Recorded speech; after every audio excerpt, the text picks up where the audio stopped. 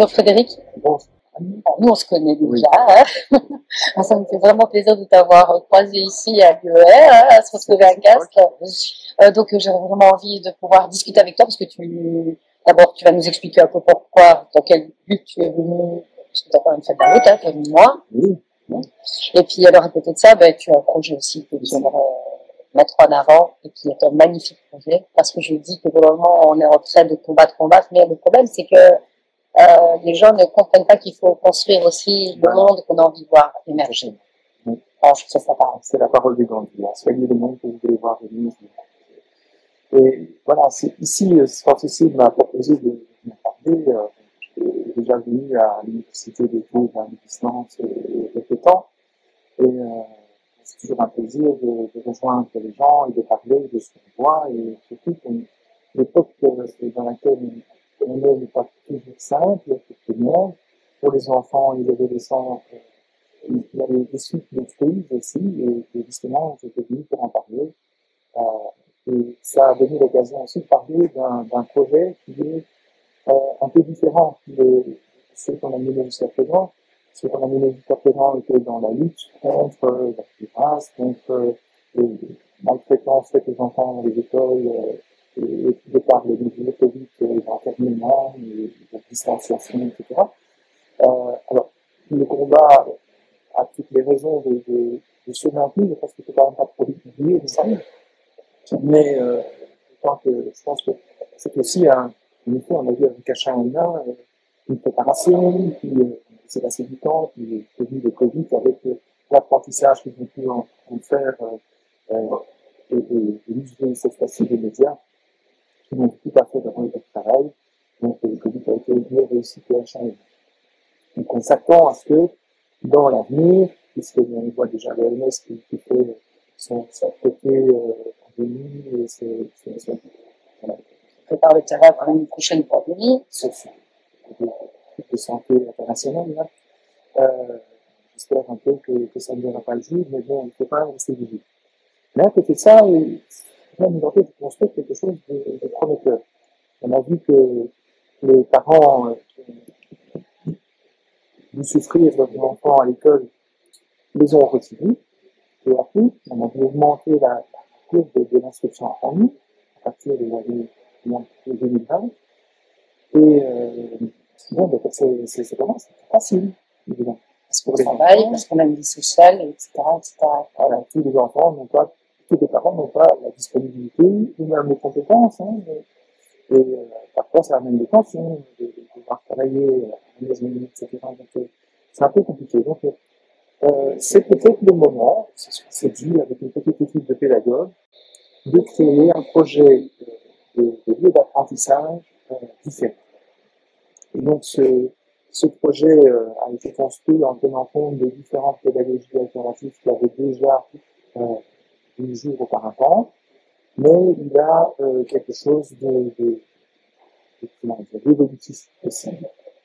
C'est-à-dire que c'est un projet démocratique en nature, de par son aspect démocratique. Les parents, les étudiants, les enfants ont leur mot à dire sur l'orientation que ça peut prendre. C'est en même temps un projet qui est un peu dans la recherche-action. Et l'idée est de redonner du sens aux apprentissages, parce que ce que j'entendais jusque-là, les enfants qui avaient l'impression que ce que j'apprenais n'avait pas de sens, de respecter le rythme de l'enfant. Il y a un projet pédagogique individuel pour chaque enfant, de 2 enseignants pour 20 enfants, 10 dans la tranche d'âge 6 à 12 et 10 dans la tranche d'âge 12 à 18. Ça, c'est dans l'idéal. Évidemment, on verra ce qui vient. Là, pour l'instant, on a un peu plus de vie d'inscrits, mais ça me fait communiquer. Et le projet pédagogique individuel part des compétences de l'enfant, de là où il est et de ce qu'il aime. Et à partir de là, avec les enseignants qui sont choisis pour leur bienveillance, pour leur capacité à avoir un effet humaniste, l'enfant, c'est-à-dire de valoriser, de faire donner le meilleur de lui-même, on pense quand même que là, l'enfant va retrouver, et ça a déjà eu quelques réussites comme ça, parce que les enseignants ont déjà mis ça en place avec des enfants qui étaient en instruction en famille, on a vu des enfants qui ne voulaient plus du tout entendre parler d'école, se disaient, mais c'est ça, prendre. Donc, parce qu'un enfant à 4-5 ans, il est curieux, il a envie de découvrir. Hein. Et le problème, Parce que la société, en fait, arrive à tellement les dévaloriser, il y a tellement leur imposer certaines matières, c'est ça. au final, l'enfant n'est plus dans la joie d'apprendre. Et quand on ne fait pas de la joie, ça devient quoi? Si on t'oblige, si on un peu t'obligeait à faire ce truc-là, de cette façon-là et pas autrement, et si tu ne peux pas, tu viens les sanctionner et faire des points, c'est vrai qu'à un moment donné, l'enfant va associer l'enseignement à quelque chose de Contraignant et de difficile à vivre. Et là, on veut vraiment aller faire en sorte que l'enfant retrouve le plaisir et le désir, c'est tout même. En bout de course, les écoles démocratiques aux USA qui ont 20 ans de recul sur ce genre de pratique voient que les enfants qui ont suivi ça, qui veulent aller vers l'université ou de l'enseignement supérieur, réussissent très bien parce qu'ils savent ce que c'est que de s'investir, de se responsabiliser dans l'apprentissage et ils savent aussi ce qu'ils veulent. Et, parce que si on te dit pendant 12 ans, fais ceci et pas autrement, et au bout de 10 ans, on te demande finalement qu'est-ce que tu veux faire, mais ça a été un petit peu facile. Parce que quand un enfant choisit par dépit une orientation, il peut aboutir à des burn-out. Et voilà un peu trop de mémoire. Donc, c'est un projet qui s'appelle le projet Arcturus. Arcturus du nom d'une étoile. Voilà, c'est ce que j'allais vous demander. Pourquoi Arcturus?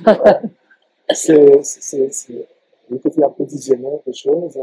On a pensé l'enfant des étoiles aussi. Enfin, c'est tout un poème, vraiment. Et le logo évoque ça. Quand tu regardes les étoiles, c'est un peu l'idée de construire quelque chose pour l'avenir.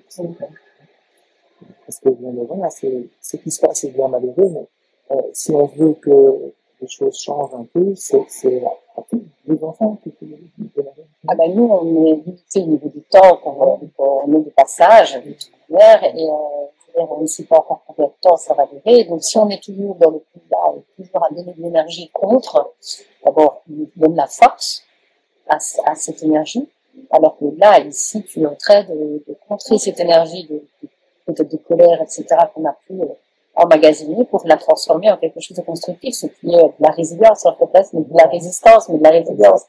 Et je pense qu'en fait, pour le moment, beaucoup de nos alerteurs commencent à avoir cette vision de se dire, oui, mais après, c'est quoi? Parce que c'est après, là, le repas, on le sent d'ailleurs, il est perceptible. Il y a quand même déjà des choses qui nous montrent que le nouveau monde est déjà présent. C'est nous qui le créons. Alors, au niveau des obstacles, qu'est-ce que tu as rencontré comme obstacle? Parce que ça ne doit pas être évident, parce que tu vas à l'encontre, évidemment, de la société. Le but est vraiment de sortir du système au maximum, donc forcément, il n'y a pas de règlement, il n'y a pas de classe, voilà, c'est pas un système qui peut être validé par le système enseignant actuel, traditionnel. Donc, on n'a pas de suivi. Donc, le principal obstacle, c'est ça, c'est l'argent. Donc, je voudrais que ça reste vraiment démocratique, faire en sorte que le minéral reste le plus bas possible. Et pour ça, on a besoin de lycées, on a besoin de dons, de tout appel. De toute manière, tous les projets qui sont pour le bien collectif devraient mériter d'être soutenus, évidemment. On sait qu'on a des gens qui sont de toutes les tranches, qui ont des opportunités et qui pourraient participer, parce qu'ils ne peuvent pas participer de manière physique, et pourquoi pas participer de manière financière à des projets qui sont porteurs. C'est une manière de jouer la résistance, enfin, la résilience. Donc là, et au niveau, est-ce que tu as eu des freins? Des freins, tu ne t'es pas ressenti freiné? On voit que c'est quand même difficile de tenir dans la longueur. Il y a l'instruction en famille qui nécessite de rendre des comptes très régulièrement à un inspecteur. Donc, c'est clair que il y a des spectres de CED, C1D, CED, CESS. Et donc, on doit naviguer en tenant compte de c'est un système également. Donc, il y a un carnet qui suit l'enfant avec les apprentissages qu'il a pu faire avec cette méthode-là. Donc, l'inspecteur sera content de voir qu'il y a une progression. Et si l'enfant, à un moment donné, doit passer sa CE2 sur ce niveau, qui dit tiens, non, et qui vient avec des questions qui sont relatives à ça, donc évidemment, on va l'aider. Mais on veut que ça vienne de lui, à un moment donné aussi. Donc, il ne veut pas lui imposer la matière, sinon on fait bien le système. C'est ça. Alors, au niveau de matière, est-ce que vous avez une approche différente de la Quelles sont, par exemple, les branches que vous proposez? Qu'est-ce que vous proposez comme activité à vos élèves? Alors, en fait, l'apprentissage est transversal. C'est-à-dire qu'on a des ateliers qui ont du sens, c'est-à-dire qui vont amener vers l'autonomie de l'enfant. On va me baser un petit peu sur les papiers qu'il doit faire parfois pour qualifier d'autonome ou pas quelqu'un qui aurait des troubles mentaux. Et bon, il y a, est-ce que la personne sait cuisiner quelque chose? Est-ce que c'est s'occuper de son environnement? Est-ce que c'est utiliser les déplacements, les transports en commun, etc.